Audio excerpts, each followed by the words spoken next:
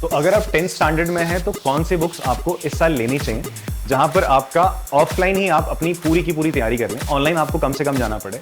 तो सबसे बेस्ट जो बुक्स हैं वो कौन सी बुक्स हैं आपको जो लेनी है? सबसे पहले आपके पास सारे सब्जेक्ट्स की क्या होनी चाहिए?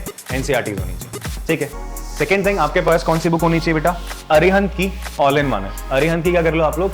ऑल इन वन बुक खरीद लीजिए, ठीक है जी। कौन कौन सी लो?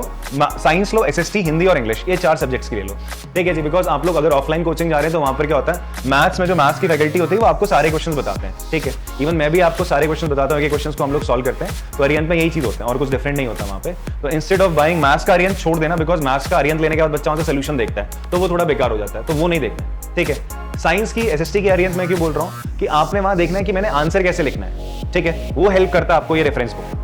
समझ में आती बात? पढ़ना आपने एनसीईआरटी से थॉरली, बट जब आंसर लिखने की बात आती है तो आंसर कैसे लिखें प्रॉपर वे में, पॉइंट वाइज कैसे लिखना चाहिए, कैसे स्टेप डालने चाहिए, कैसे स्टेप में लिखना चाहिए, ये सब का सब आपको अरिहंत में मिलता है। इवन कुछ प्रीवियस ईयर क्वेश्चन भी आपको कहां मिल जाते हैं? अरिहंत बुक में मिलते हैं, तो वो अच्छी बुक है आपके, ठीक है। तो आपको ऐसा नहीं कि यार आंसर देखने के लिए ऑनलाइन जाना पड़ रहा है या फोन का इस्तेमाल करना पड़ रहा है, तो आप फोन से बच जाओ। क्लियर है बात? तो ये ले लीजिएगा।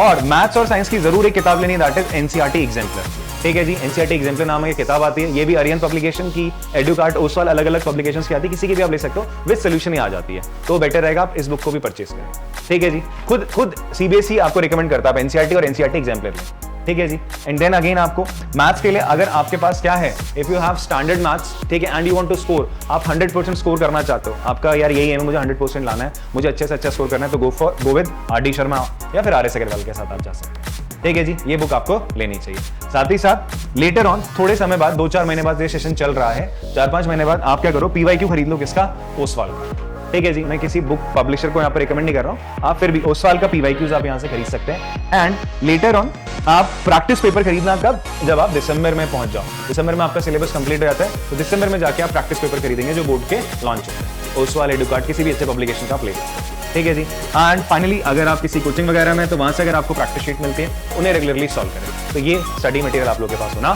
चाहिए, ठीक है जी।